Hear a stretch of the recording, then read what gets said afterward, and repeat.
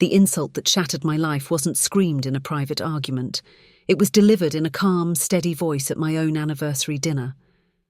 I was sitting at the head of the table, surrounded by family, trying to honour the memory of my late husband, Richard. I fumbled for a word while telling a story, a simple slip of the tongue, and that's when my daughter, Sarah, leaned forward. She smiled a tight, brittle smile and said, just loud enough for everyone to hear, "Your mind's gone, Mum. You're next." The clinking of forks stopped. Every eye in that crowded restaurant turned to me, their faces a gallery of pity and embarrassment. No one said a word to defend me. Friend, before I tell you about the crumpled piece of paper I found in their garbage that very night, a discovery that proved this was no careless joke, please do me a kindness. Tap subscribe so you're here to witness what happens when a woman who has lost everything decides she has nothing left to lose. The car ride home with Sarah and her husband Mark was a tomb of silence. They thought I was defeated, a fragile old woman crushed by public humiliation, but they mistook shock for weakness. As soon as we got home, I waited until they were distracted by the television, their smug victory making them careless. I walked out to the garage, my heart pounding a rhythm of fury against my ribs. I knew something was wrong, and I had a sickening feeling the proof was hiding in plain sight.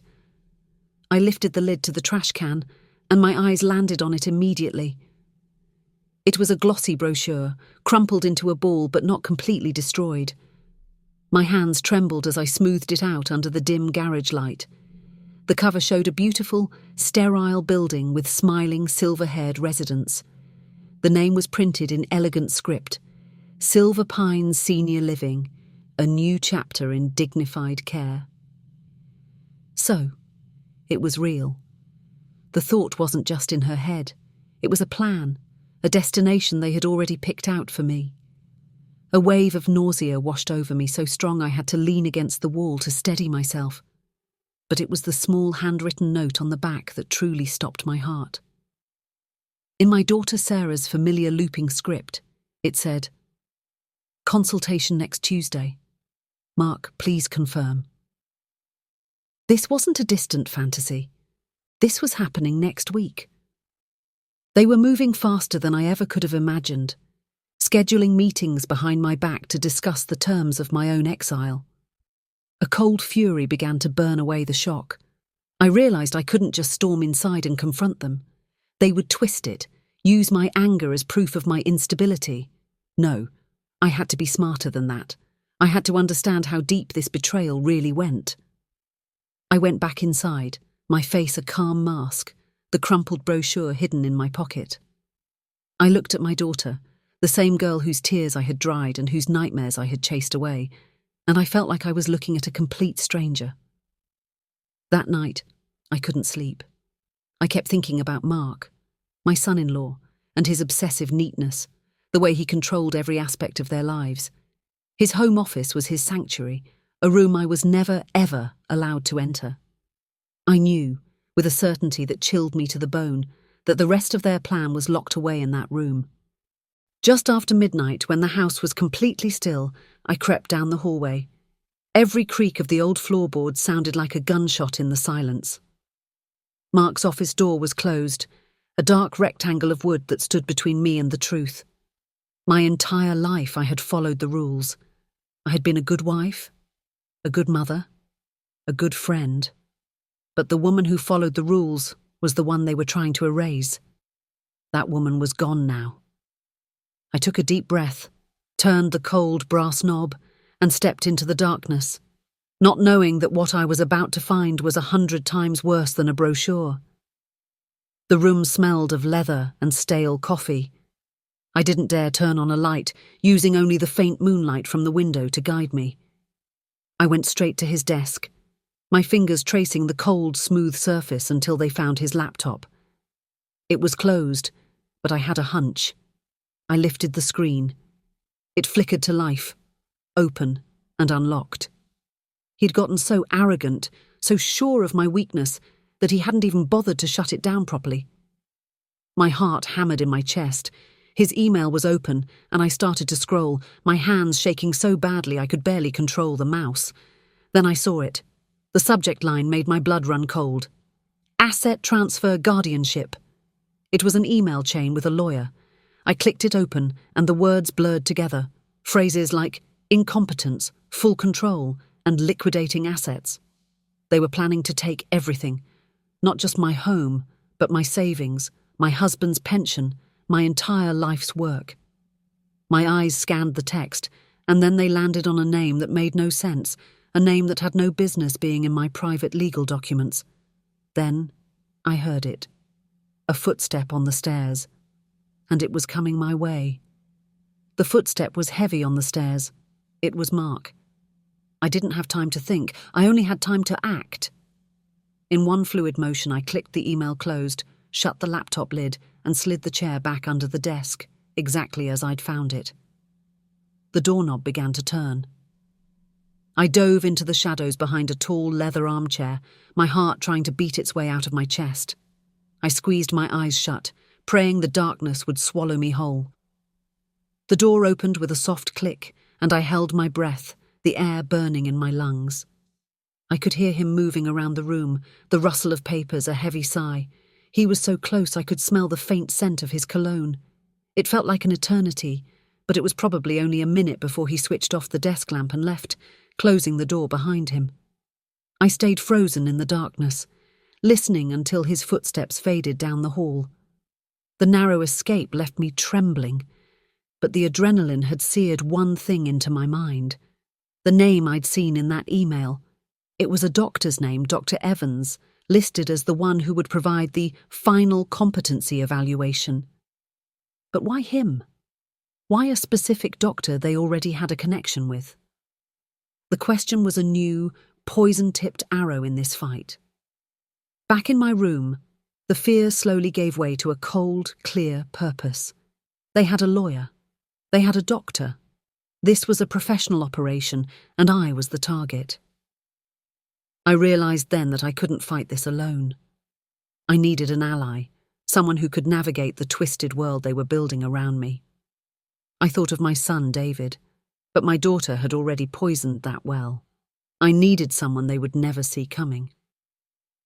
I found my old address book, my fingers tracing the faded names until I landed on the one I was looking for. A name I hadn't spoken in 15 years. My hand was shaking as I dialed the number for Carol, my old college roommate. We hadn't spoken since my husband's funeral, a lifetime ago. A crisp, professional voice answered, "Law Offices of Carol Finch."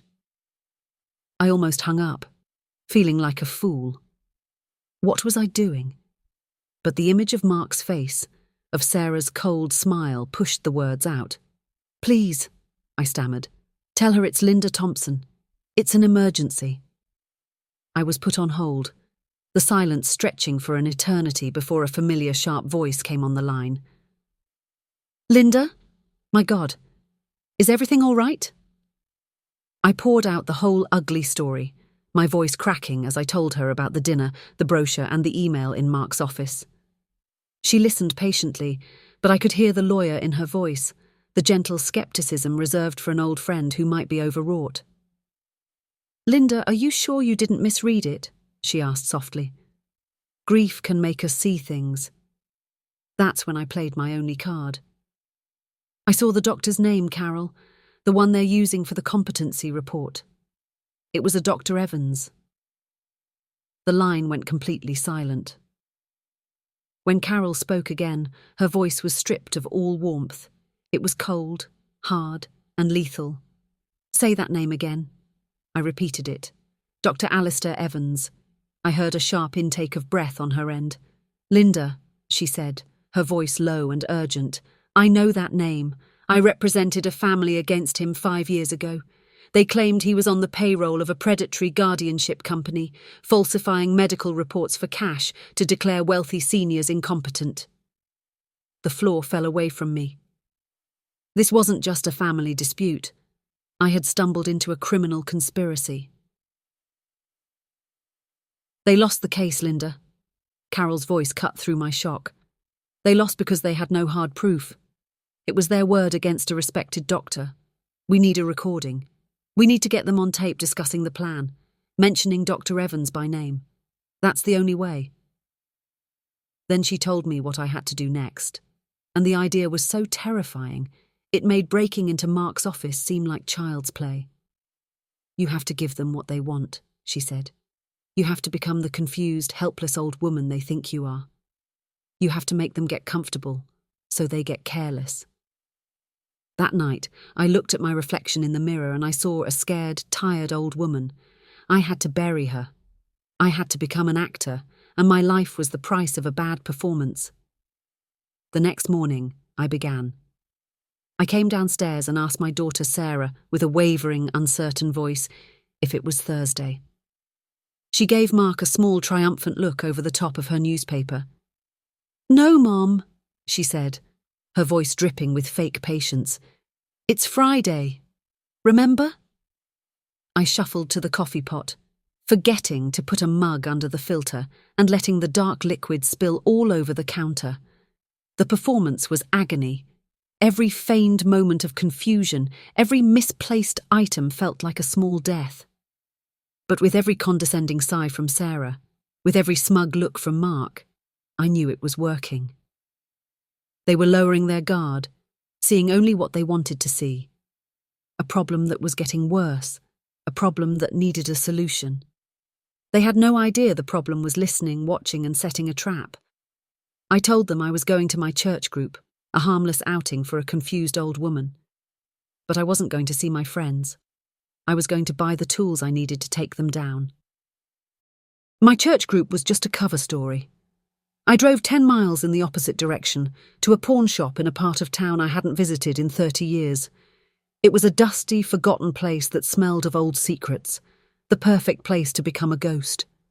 Behind the counter, a man with tired eyes watched me with disinterest as I scanned the shelves of second-hand electronics. I needed something small, something that wouldn't be noticed, something that looked like it belonged in the background of a home. That's when I saw them. 2 tiny cameras, one disguised as a phone charger, the other as a digital clock. The transaction felt illegal, my hands shaking as I counted out the cash I'd taken from my emergency fund, a stash of money my husband Richard always insisted we keep hidden in the house. The man didn't ask any questions.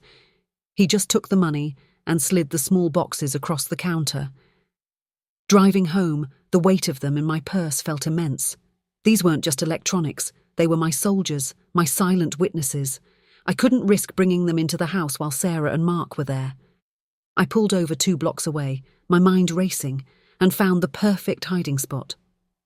I tucked the small boxes deep inside the hollow of an old oak tree in the park, a tree where I used to watch David and Sarah play as children. The irony was a bitter pill to swallow. I was using a place of cherished memories to hide the weapons I needed for a war against my own child.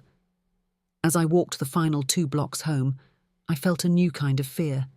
I had the tools, but now I had to execute the most dangerous part of the plan, planting them right under the enemy's nose. And I had no idea when I would get the chance. My opportunity came 2 days later. Sarah announced that she and Mark were going out for the evening to celebrate a promotion he'd just received at work. The perfect happy couple, leaving their confused old mother at home, where she couldn't cause any trouble. The moment their car pulled out of the driveway, I sprang into action. I retrieved the cameras from the oak tree, my heart pounding a frantic rhythm against my ribs. I had 2, maybe 3 hours at most. Every second was precious. The phone charger was the easy part. I swapped it with the one in the living room, plugging it into an outlet with a clear view of the sofa where they always sat to talk after dinner. It was perfect, completely invisible. The digital clock was harder. It belonged in a bedroom, but placing it in theirs was too risky. So I put it on the small table in the upstairs hallway, a central location that would capture every conversation they had as they moved between the rooms. It looked a little out of place, but I prayed they wouldn't notice. Just as I was stepping down from the chair, I heard a car door slam outside. My blood ran cold. Were they back already? I froze, my body rigid with panic, listening for the sound of the front door opening. A minute passed, an agonizing eternity, before I realized it was the neighbor. I leaned against the wall, my legs weak with relief. The cameras were in place. The trap was set. Now all I could do was continue the performance and wait for the terrible truth to be caught on tape. For 3 days I was the most convincing frail old woman in the world. I lost my keys. I forgot to take my daily medication. I watched them exchange looks of smug satisfaction, and every look was a dagger in my heart. Finally, I got my chance. They went out to the grocery store and I raced to the living room, my hands shaking as I swapped the memory card from the phone charger camera. I locked myself in my room and slid the tiny card into a cheap laptop I'd bought with the cameras. The files loaded, and I clicked on the most recent one. There they were, sitting on my sofa, my daughter Sarah and her husband, Mark. Their voices were crisp and clear. "She spilled coffee all over the counter this morning," Sarah said, a note of triumph in her voice. "She didn't even realize she'd done it." Mark laughed, a low, cruel sound. "It's perfect. Dr. Evans will have everything he needs. One more incident like that, and his report will be undeniable." They had said it. They had said his name. I felt a wave of relief, but it was short-lived because what Mark said next changed everything. Sarah looked nervous. "Are you sure he's reliable?" she asked. Mark's smile was predatory. "Don't you worry about Alistair Evans," he said, his voice dropping to a conspiratorial whisper. "He still owes me for making his little problem with that Henderson kid disappear a few years back. He'll write whatever I tell him to write." My mind reeled. Henderson. I knew that name. A local boy who had been in a terrible hit and run, a case that was never solved. And Mark was connected to it. This wasn't just about my money anymore. This was about something much, much darker. The name Henderson echoed in the silence of my bedroom. This wasn't just a plan to steal my inheritance anymore. This was something darker, tangled up with a crime that had left a wound in our small town, a family without justice. I was holding a secret that was not mine to hold, and its weight was terrifying. Mark wasn't just a greedy man. He was a dangerous man, the kind who buried his problems, maybe even literally. For a moment I wanted to throw the laptop against the wall to erase what I had seen and heard. But I couldn't. Not when I thought of the Henderson family and the truth they deserved. With a resolve I didn't know I possessed, I uploaded the video file to a secure server Carol had set up for me. The progress bar crawled across the screen, each percentage point feeling like a point of no return. I was sending a piece of evidence out into the world that could destroy my family, but could also, possibly, get me killed. I typed a simple message to my friend. "Carol, listen to the end. Tell me what this means." Then I hit send, my finger hovering over the mouse, sealing my own fate with a single click. I sat there for what felt like an hour, staring at the blank screen, my mind a storm of fear and what-ifs. Then, my burner phone buzzed on the nightstand. It was a text from Carol. It wasn't a long message. It was just one bone-chilling sentence that would define the rest of my life.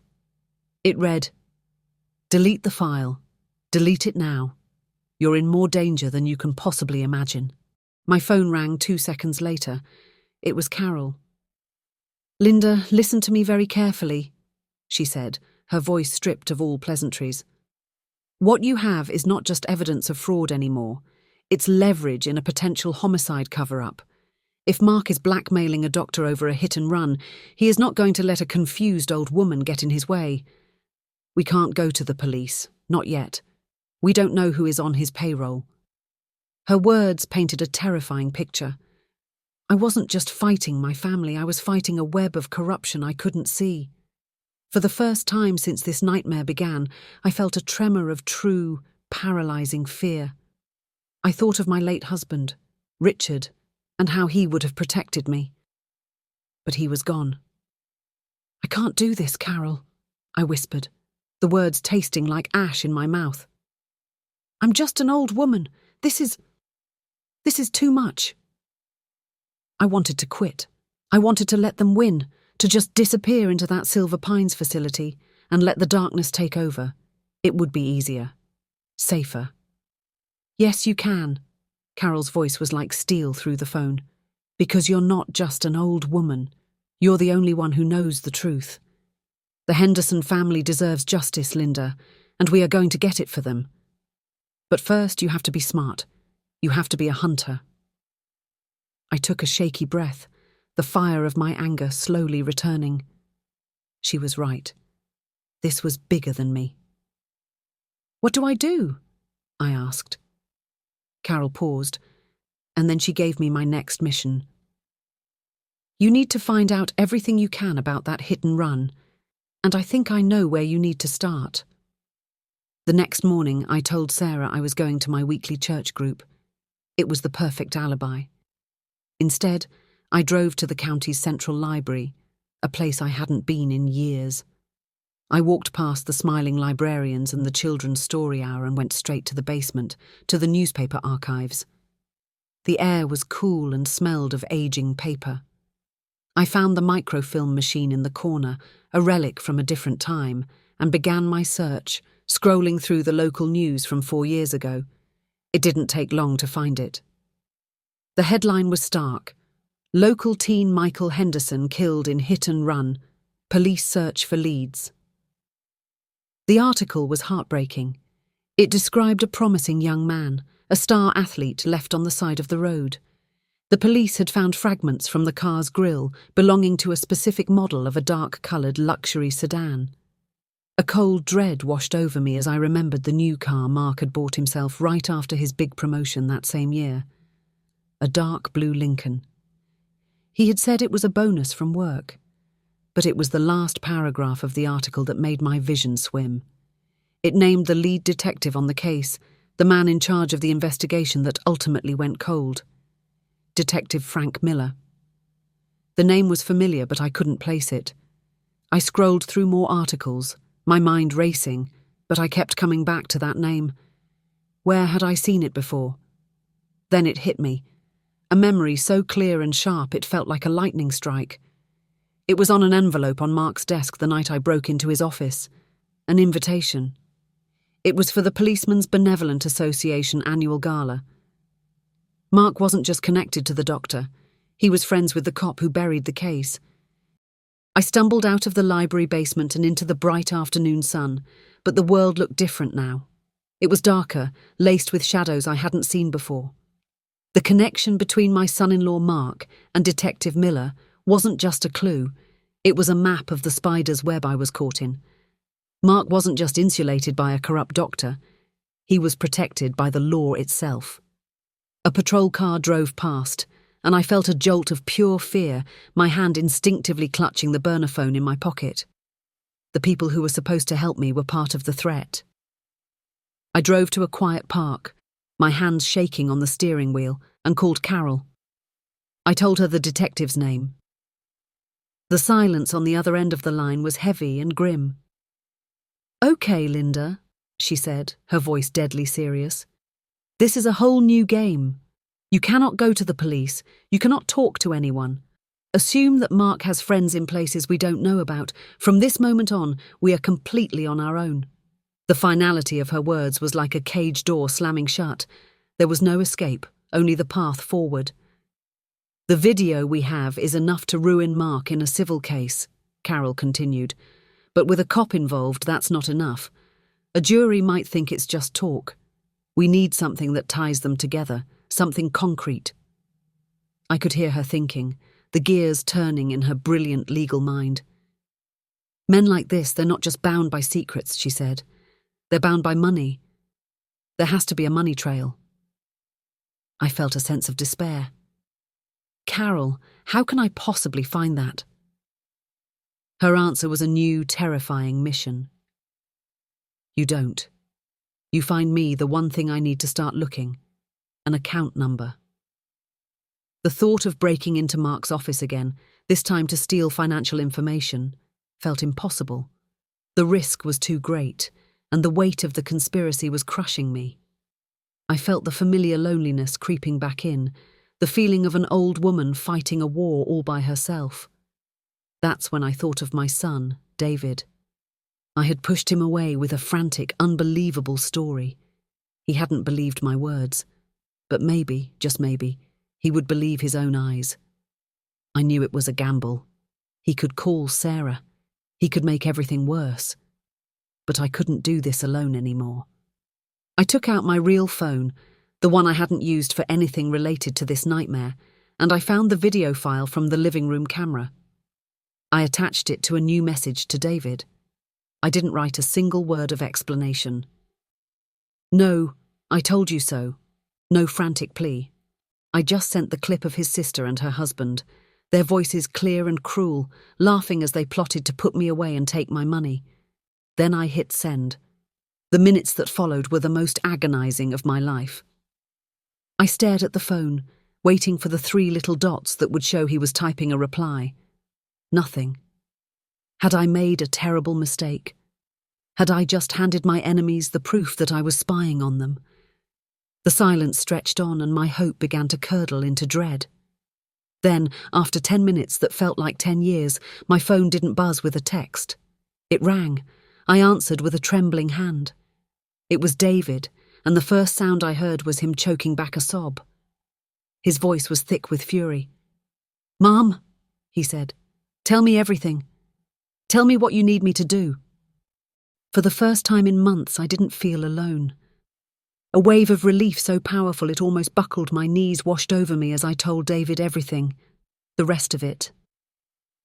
I told him about the corrupt Dr. Evans, the hit and run, and the new terrifying connection to Detective Miller. My son David, the quiet, methodical accountant, listened without interruption. When I finished, he wasn't panicked. He was cold with rage. "He's not just a monster, Mum," David said, his voice low and steady. "He's an organised criminal and we're going to take him down." Suddenly I had more than just an ally. I had a strategist. David immediately understood what Carol meant about the money trail. "People like Mark and Miller think they're smart," he explained, "but greed makes them sloppy. Miller can't take a direct cash bribe. It's too risky. It'll be a fake loan, a consulting company, a real estate deal. I can find it, but I need a place to start." He knew exactly what to look for, but he was 1,000 miles away. The next move had to be mine. His request was simple and terrifying. "Mum, I need one thing. Just one. A bank statement, a credit card bill, anything with a primary account number on it. It will be the loose thread I can pull to unravel his whole world." The fear returned, but this time it was different. It was sharp and focused, not a paralyzing fog. David had given me a target. That night I waited for the house to fall silent, a single bank account number now the key to unlocking this entire conspiracy. I put my hand on Mark's office doorknob for the second time, knowing that this time, getting caught would be the last mistake I ever made. The second time I opened Mark's office door, the fear was different. It wasn't the frantic panic of a cornered animal. It was the cold, focused terror of a soldier stepping onto a minefield. I knew what Mark was capable of now. I wasn't just risking being discovered. I was risking being erased. Using the dim light from my burner phone, I scanned the desk. It was immaculate.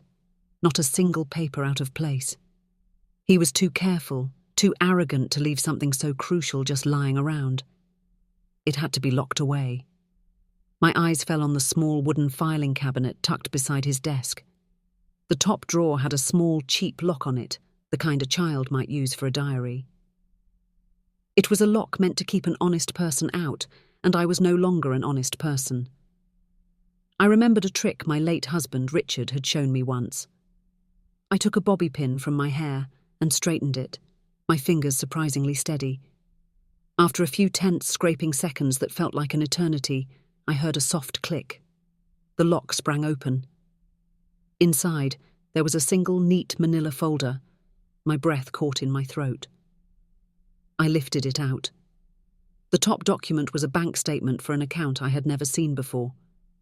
I snapped a quick, clear photo of it with my phone, capturing the account and routing numbers. My mission was complete.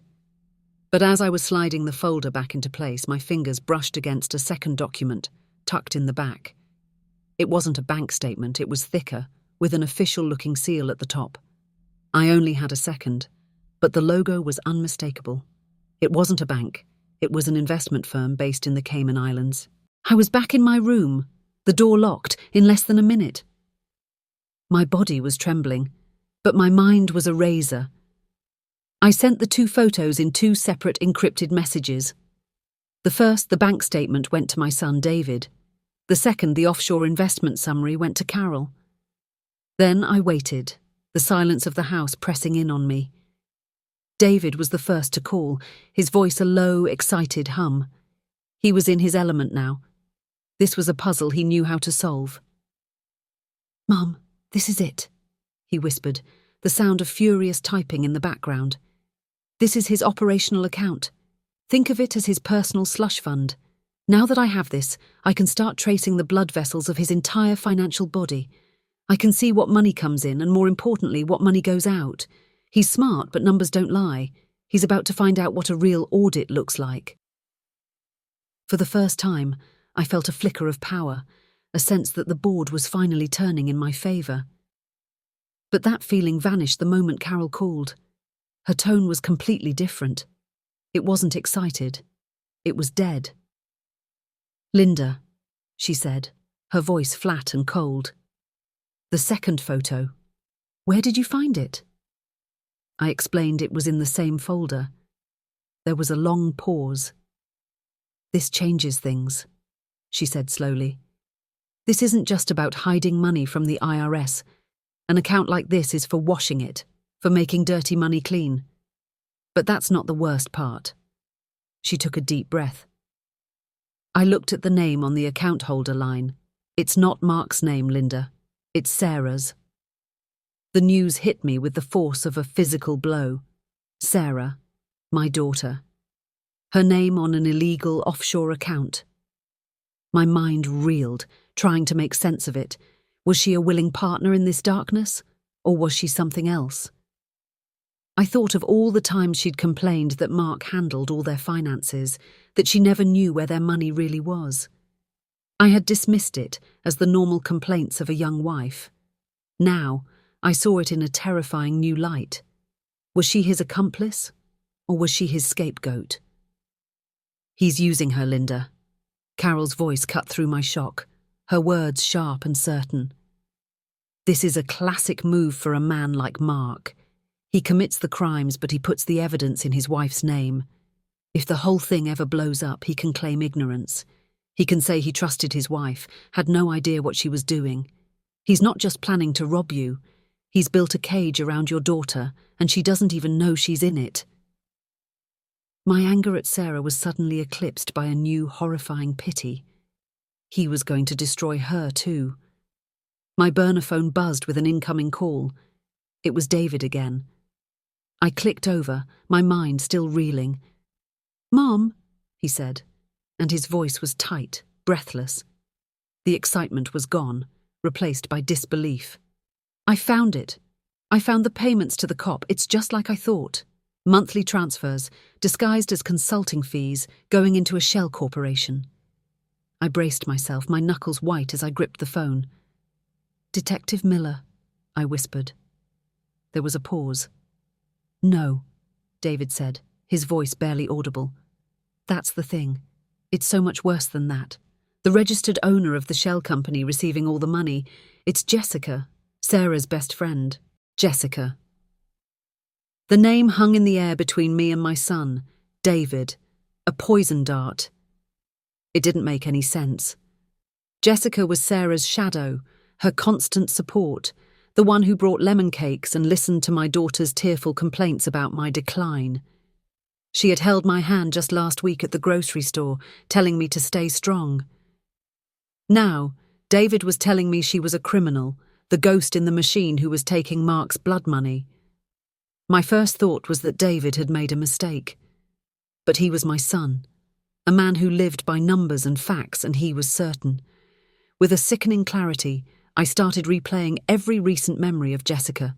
Her sympathetic questions about my finances now felt like interrogations.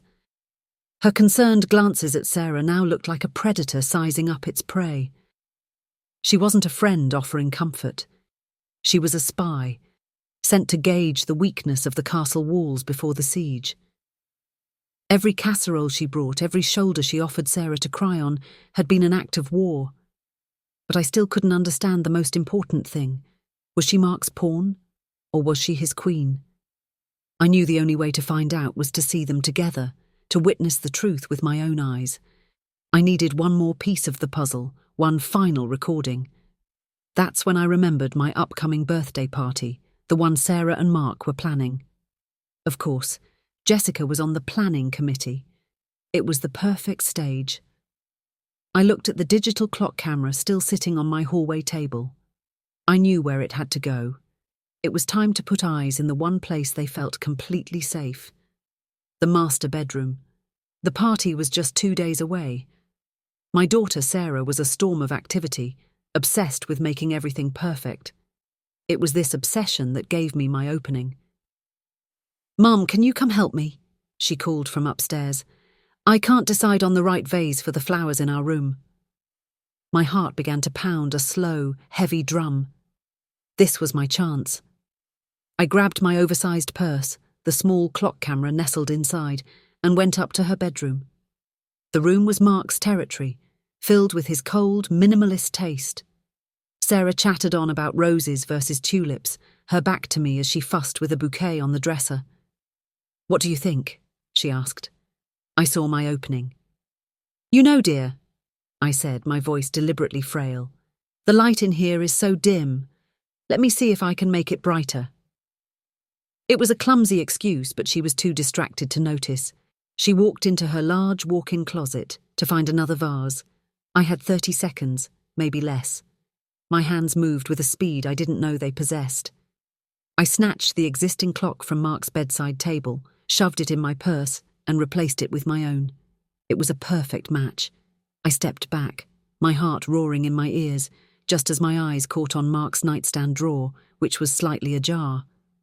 Tucked in the back, I saw a flash of dark blue velvet. It was a small, expensive-looking ring box. It wasn't a brand I recognized, and it certainly wasn't for Sarah. Before I could process what it meant, I heard Sarah's footsteps returning from the closet. I pushed the drawer shut, a new terrible question burning in my mind. Who was the ring for? I turned from the nightstand, my face a mask of placid confusion, just as Sarah walked back into the room. She glanced at me, then at the new clock, and a small frown creased her forehead. "That's funny," she said, her eyes narrowing slightly. "I thought our clock had a silver trim." My blood turned to ice. For a terrifying second, I thought the game was over. I forced a light, airy laugh. "Oh, this old thing," I said, gesturing to it. "I brought it from the guest room. The numbers are bigger. It's so much easier for my old eyes to see." The explanation was weak, but it fit perfectly into the narrative they had built about me. Sarah just sighed, a sound of weary resignation. "Of course, Mom," she said, and the moment passed. The party began that evening, and I played my part, smiling and accepting birthday wishes while my mind was screaming. Later, when the house was full and loud, I saw Mark and Jessica slip away from the crowd and head upstairs. This was it. I feigned exhaustion and escaped to my room, my hands shaking as I retrieved the memory card from the clock in my purse. I slid the card into the laptop. The video file opened. There they were, Mark and Jessica in the bedroom, believing they were completely alone, and what I saw was not a business meeting. He pulled her close and they kissed, a long, familiar kiss, not of passion, but of ownership. "Is everything ready?" Jessica whispered, her back to my hidden camera. "He's ready," Mark confirmed. "Dr. Evans will sign the papers the day after tomorrow. Sarah will be too busy dealing with her grieving mother to notice a thing." Then Jessica turned, a smug, triumphant smile on her face, and her next words exposed a secret so monstrous it made everything else feel like a prelude. "Good," she said, placing a hand on her own stomach. Because I'm not hiding this for much longer. The sound of the party downstairs, the laughter and the music, faded to a dull, distant roar. My world had shrunk to the tiny glowing screen of the laptop. A baby. They were having a baby. The ring box I had seen in his drawer suddenly made a horrifying kind of sense. It wasn't just about the money. It was about a complete and total replacement. Mark wasn't just planning to get rid of me. He was planning to get rid of his wife, my daughter, and replace her with a new one, a new baby, a new family. He was stealing my legacy and creating his own on the ashes of ours. My rage was so pure, so absolute, it burned away the fear. This was a level of evil I hadn't known existed. I fumbled for my burner phone, my fingers like clumsy blocks of ice, and sent the new video file to both David and Carol. I didn't add a single word. The footage spoke for itself. This time, there was no delay. My son David called me back instantly, his voice a choked, furious whisper. "Mum, he's not just taking your money," he said, the realization dawning on him. "He's trying to erase our entire family." But it was Carol's text that landed a second later that changed the course of the night. It was an order, not a suggestion. "Forget the courts. Forget waiting. He has a cop and a doctor. He could make you disappear tomorrow. We have one chance, and it has to be tonight in that room with all those people as witnesses." I looked at the door, my heart pounding. She was right. There would be no second chance. I had to walk back into my own birthday party and burn their world to the ground. Walking out of my bedroom and back towards the party was the hardest thing I have ever done. The hallway felt a mile long. With every step, the sounds of the celebration grew louder, more grotesque. The cheerful music, the clinking glasses, the oblivious laughter of my friends and neighbours, it all felt like a scene from a nightmare. I saw my daughter, Sarah, across the room, laughing at something one of her friends had said. And for the first time, I felt a deep, aching pity for her. She was a lamb, content in the butcher's paddock, thinking the party was for her too. I had to get to the projector. I started moving through the crowd, smiling my vacant smile, accepting pats on the arm and compliments on how well I looked. Jessica saw me and came over, her face a perfect mask of concern. "Linda, are you feeling all right?" she asked, her hand resting for a moment on her own stomach. The urge to scream, to expose her right there, was so strong I had to clench my fists until my nails dug into my palms. "Just a little tired, dear," I whispered. I could feel Mark's eyes on me from across the room, watching, ensuring his problem was behaving. I finally reached the corner where Carol was standing, pretending to admire a painting near the projector screen. "Did you get my text?" she asked, her back to the room. I nodded, my throat too tight to speak. "Good," she said, her voice low and steady. "The laptop with the video is ready. All you have to do is give me the signal when it's time." She glanced over my shoulder and her eyes hardened. "Get ready, Linda," she whispered.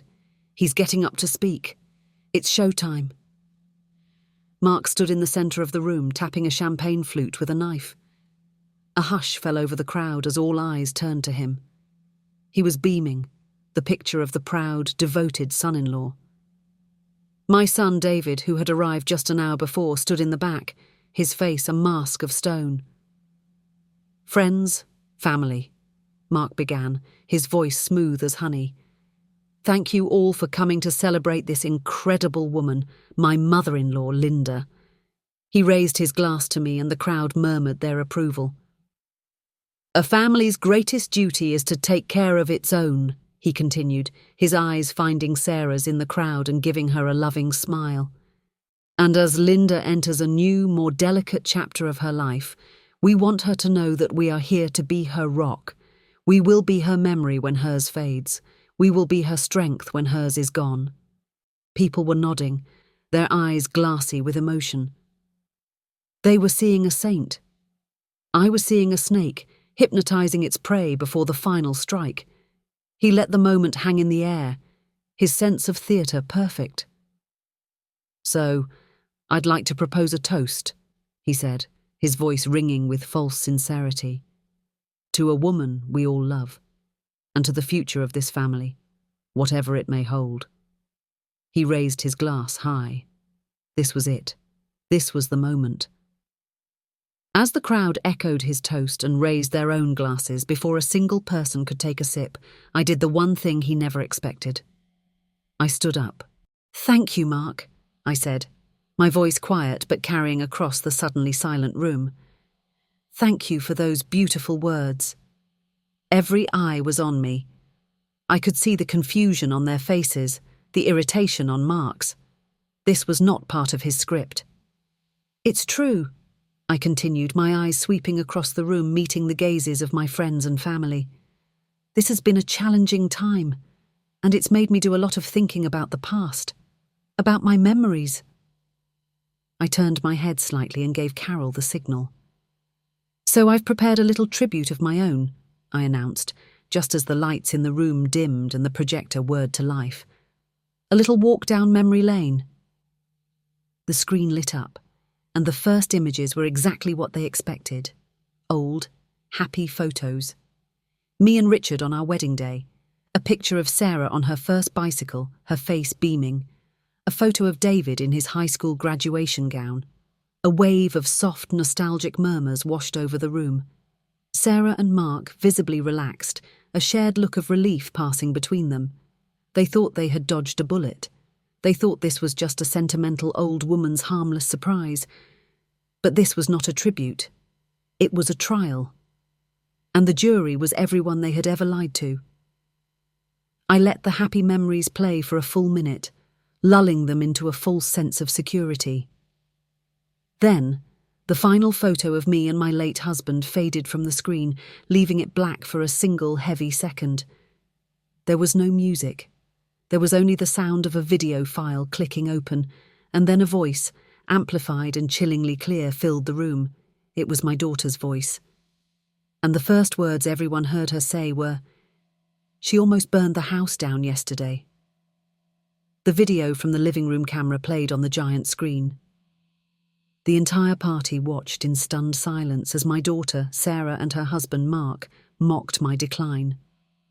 They saw Mark laugh as he said, "It's perfect, Dr. Evans will have everything he needs." Gasps rippled through the room.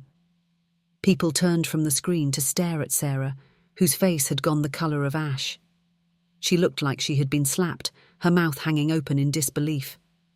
The betrayal was no longer just a whisper. It was a movie for everyone to see. Mark tried to step forward to say something, but before he could, the video cut again. Now, it was the footage from his own bedroom. The crowd made a collective noise, a gasp of shock and intrusion, as they saw Mark pull Jessica, Sarah's best friend, into a long, familiar kiss. I watched my daughter's face. The confusion shattered, replaced by a look of pure animal pain. A choked, wounded sound escaped her lips. Her best friend, her husband, the two people she trusted most in the world, exposed as traitors on a 10-foot screen. But the worst was yet to come. The video was a silent movie of their affair, but then I had Carol turn on the audio. The party guests heard Jessica ask, "Is everything ready?" They heard Mark confirm that the doctor would sign the papers tomorrow. And then, as every eye in the room was glued to the screen, watching my daughter's world being dismantled frame by frame, they heard Mark say the words that would end everything. "Don't you worry about Sarah," his voice boomed through the speakers. "Once her mother is gone, she's next." The sound that left my daughter's throat was not human. It was a raw, guttural scream of absolute betrayal. The room erupted into chaos. But the video wasn't finished. The final devastating scene played out. Everyone watched as Jessica, my daughter's best friend, turned to face the camera, a smug smile on her face. They saw her place a hand on her stomach. And they heard her say the words, "Good, because I'm not hiding this for much longer." A baby. The entire room understood in a single horrified instant. This wasn't just an affair, it was a replacement. Sarah crumpled to the floor, her body shaking with uncontrollable sobs. Mark, his face a mask of pure rage and panic, finally found his voice. "It's a lie!" he screamed, pointing a trembling finger at the screen. "They're fake! She's crazy! She's doctored these videos to ruin us!" He started towards the projector, intent on destroying the evidence, but my son, David, stepped in his path, a silent, immovable wall of fury. The guests were shouting, backing away from Mark and Jessica as if they were contagious. They were drowning in the truth, and there was no escape. Mark opened his mouth to scream another lie, but he was cut off by a calm, clear voice that sliced through the chaos. "I wouldn't say another word if I were you, Mr. Miller." Every head turned. Carol had stepped out from the shadows, my burner phone in her hand held up for him to see. "My name is Carol Finch," she said, her voice ringing with the authority of the law. "I am Linda's attorney, and this entire unedited video, along with your financial records and your connection to the Henderson case, has just been delivered to the district attorney's office." The arrival of the police was almost an anticlimax. The chaos in the room had died down to a stunned, horrified silence. Mark didn't fight. The bravado, the arrogance, it all just evaporated, leaving behind a small, pathetic man with empty eyes. They put him in handcuffs right there on my living room rug. Jessica, weeping hysterically, was led out a moment later. Detective Miller, it turned out, was his partner on duty that night, and they were taken away in the same car, a perfect, bitter irony. The guests, my friends and neighbours, filtered out of the house one by one, their faces a mixture of pity and awe, not knowing what to say. They left behind a graveyard of half-eaten cake and shattered champagne flutes. My son, David, came and wrapped his arms around me, and I leaned into him, the strength that had held me together for weeks finally beginning to tremble. The fight was over, but there were no winners here. In the centre of the ruined living room, my daughter, Sarah, was still on the floor, curled into a ball, her body shaking with silent, racking sobs. She hadn't moved. She had watched her husband, her best friend, and the entire future she had built get taken away in a flash of light and sound. She was the author of her own misery, a victim of a monster she had willingly invited into our lives. David looked at me, his eyes asking the question I didn't know how to answer. What do we do now? For a long moment, I just looked at my daughter, this broken stranger who had tried to destroy me. Part of me, a dark, wounded part, wanted to turn around, walk up the stairs and leave her there in the mess she had made. But as I looked at her, I didn't see the monster anymore.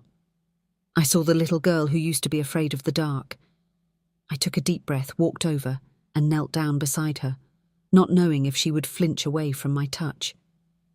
She didn't pull away. She just wept. A deep, ragged sound of a soul that had been hollowed out.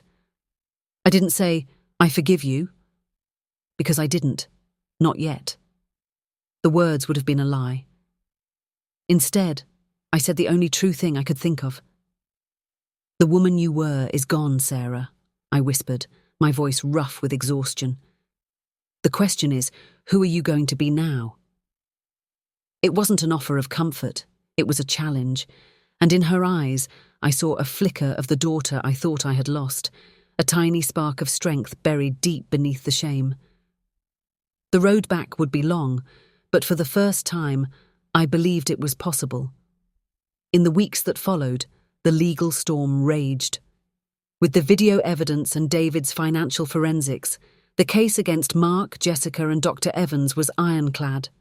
More importantly, the Henderson case was reopened, and with my evidence, their family was finally on the path to getting the justice they had been denied for so long. I met with them, two parents who had aged a lifetime with grief, and I gave them the only thing I could, the truth. And in their gratitude, I found a sense of peace that victory alone could never have given me. My daughter Sarah began the hard work of rebuilding her life and herself. She entered therapy to understand how she had been so manipulated, how she could have participated in something so cruel. David stayed for a month helping me put the pieces of our lives back together, his presence a quiet, constant apology and a promise of a new beginning. Our family had been shattered, but as we sat together in the quiet evenings, I realized we weren't just sweeping up the ashes. We were laying a new foundation. Today, my house is quiet. The ghosts are gone. The legal battles are an echo in the distance, handled by Carol and David. My life is my own again. I am not the same woman I was before that fateful dinner. I am scarred, yes, but those scars have a strength all their own. I look in the mirror now and I don't see a victim. I see a survivor. I see a matriarch who went to war for her family, even when they were the enemy, and won. I reclaimed my home, my mind, and my future. A few days ago, a letter arrived. It wasn't a bill or a card. It was from Carol. She wrote that while untangling Mark's finances, she had uncovered a pattern, a series of real estate transactions that pointed to a much larger corruption, one that went far beyond one dirty cop. It was a whole new web of secrets. "It seems," she wrote at the end, "that there are more monsters in this town than we thought. I have a feeling this is just the beginning." I folded the letter and smiled. The lioness was resting, but she hadn't forgotten how to hunt. Friend, thank you for staying with me to the very end of my story. If you believe that strength isn't about how you fall, but how you get back up, then please tap subscribe and join our community. You won't want to miss the stories we share next. I've picked out another one just for you, a story about a betrayal that was even closer to home, and you should see it on the screen now. I hope to see you there.